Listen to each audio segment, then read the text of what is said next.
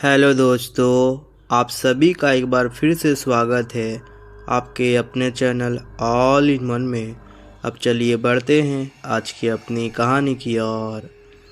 यह एक ऐसी कहानी है जिसमें एक व्यक्ति देर रात अपने काम से घर लौट रहा था, जहां रास्ते में उसका सामना एक भेड़िए जैसे दिखने वाले प्रेत से हो जाता है। यह बात तब की है जब मैं एक कंपनी में काम करता था। मैं जिस कंपनी में काम करता था वो कंपनी मेरे गांव से बाहर थी।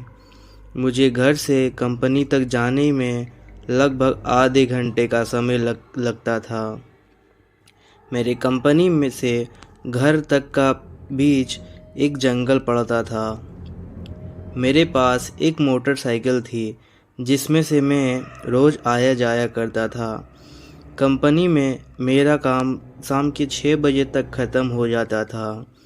जिस रास्ते से मैं रोज़ आता जाता था उस रास्ते पर सड़क का काम चल रहा था। ऐसे ही एक दिन की बात है जब मेरे कंपनी के मैनेजर ने कहा कि आज कुछ वर्कर्स कम पड़ जाने के कारण तुम्हें ओवरनाइट करना पड़ेगा। उसने कहा कि तुम्हें इससे कोई समस्या तो नहीं है, मैं तुम्हें ओवरनाइट के एक्स्ट्रा पैसे भी दे दूंगा। मुझे इसमें कोई समस्या नहीं थी क्योंकि मुझे ओवरनाइट के जो एक्स्ट्रा पैसे जो मिल रहे थे। उस दिन पूर्णिमा की रात थी और कहा जाता है कि ऐसे समय में ऊपरी शक्तियाँ अधिक ताकतवर हो जाती है। लोगों का मानना तो यह भी है कि ऐसे समय में देर रात तक बाहर नहीं रुकना चाहिए। ऐसे ही मेरा काम रात के 10 बजे ख़त्म हुआ। मैंने अपनी मोटरसाइकिल स्टार्ट की और मैं अपने घर की तरफ निकल गया। उस समय मेरी बाइक की स्पीड कम थी क्योंकि जिस सड़क से मैं जा रहा था उस सड़क का काम चलने के कारण मैंने अपनी सुरक्षा के चलते ऐसा किया। चलते हुए मुझे रास्ते में एक आदमी खड़ा हुआ दिखाई दिया। वो सड़क के किनारे एक पेड़ के पास खड़ा हुआ था।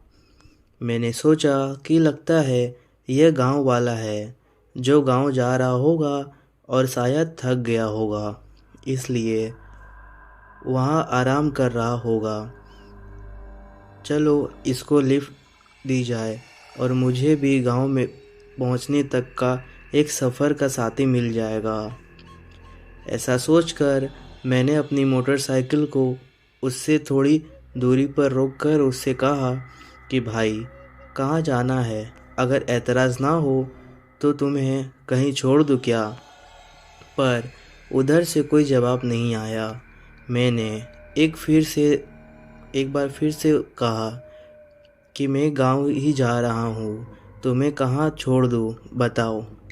लेकिन इस बार भी उसका कोई जवाब नहीं आया तो मुझे गुस्सा आ गया और मैंने अपनी बाइक स्टार्ट की और घर के लिए जाने लगा।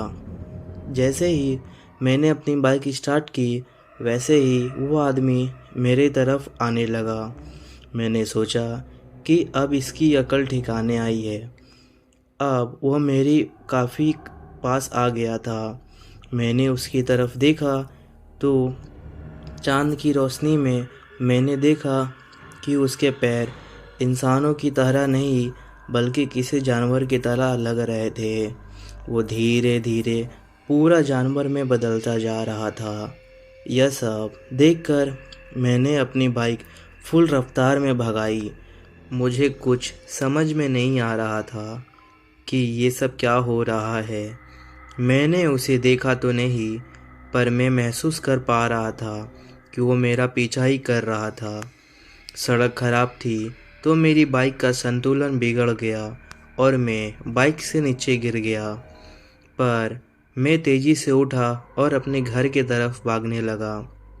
मैं ज़ोर ज़ोर से हनुमान जी का नाम लेने लगा और हनुमान चालीसा का पाठ करने लगा। मैं जितना तेज़ी से हो सके उतना तेज़ी से भागा। मैंने पीछे पलट कर भी नहीं देखा। थोड़ी देर बाद मैं अपने घर पहुंच गया। मैंने दरवाजे को ज़ोर ज़ोर से पीटा मेरे भाई ने दरवाज़ा खोला।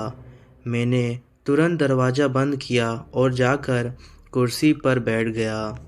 मेरी ऐसी हालत देखकर सब पूछने लगे कि क्या हुआ। मैंने पूरी बात बता दी कि मेरे साथ क्या हुआ है। सबको मेरी बात पर विश्वास था क्योंकि जैसी मेरी हालत थी उस समय मेरी हालत देखकर सबको विश्वास करना ही पड़ा। मैं डर के मारे रात भर सो भी नहीं सका। अगली सुबह मैं काम पर भी नहीं गया और मेरी तबीयत भी खराब हो गई। एक हफ्ते तक मैंने पलंग पर ही पड़ा रहा।